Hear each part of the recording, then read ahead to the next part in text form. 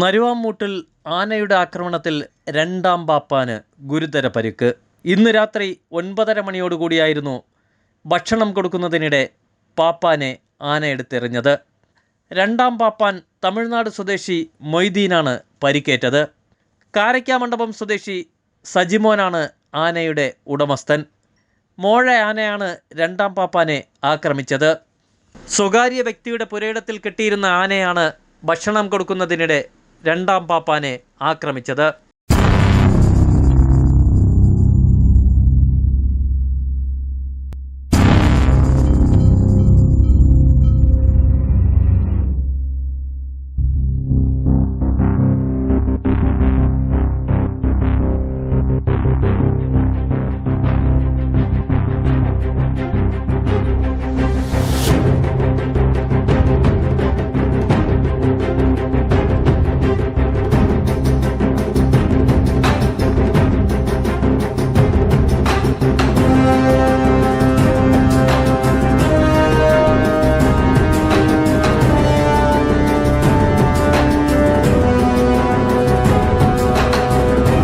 ആനയുടെ ആക്രമണത്തിൽ പരിക്കേറ്റ പാപ്പാനെ മെഡിക്കൽ കോളേജ് ആശുപത്രിയിൽ പ്രവേശിപ്പിച്ചിരിക്കുകയാണ്.